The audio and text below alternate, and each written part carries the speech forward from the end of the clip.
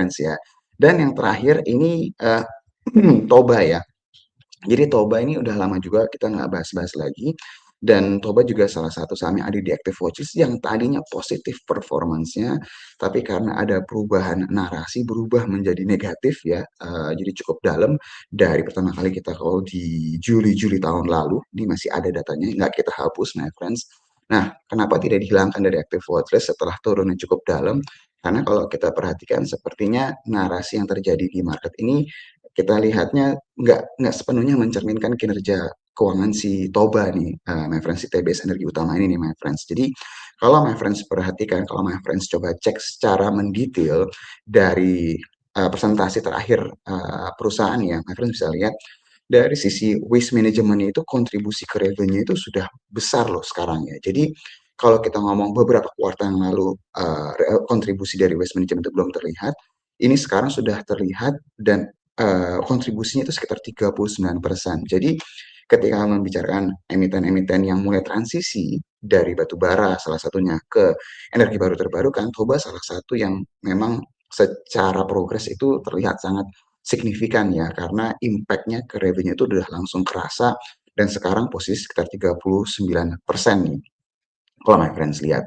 Dan kalau misalnya kita merunut dari cita-cita yang lain mengenai perkembangan cita waste to energy ya, sebenarnya my friends harus ingat bahwa Toba melalui business waste management ya yang berada di luar ya, ketika mereka melakukan akuisisi Corp ya my friends, itu sebenarnya sangat bagus perusahaannya, sehat perusahaannya, dan juga udah salah satu pemain regional yang besar gitu my friends. Jadi kita melihat bahwa terlepas narasinya mungkin memberikan imbas yang quote unquote negatif ke pergerakan harga sahamnya, tapi sebenarnya secara kinerja fundamentalnya itu sebaliknya ya.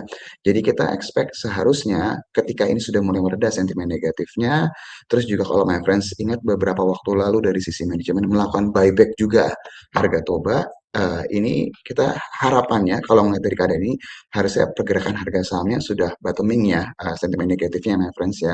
Dan cepat atau lambat pasar akan mulai melihat lagi bisnis waste manajemennya dan ingat my friends, waste to energy yang bagus itu harusnya dibarengi dengan waste management yang bagus juga ya karena kalau mau mengelola sampah menjadi listrik ya pengolahan sampahnya harus bagus terlebih dahulu ya dan kalau misalnya my friends lihat Toba ini melalui bisnis waste management ya sebenarnya mereka juga sudah punya nih waste to energy juga gitu my friends tapi memang posisinya nggak di Indonesia.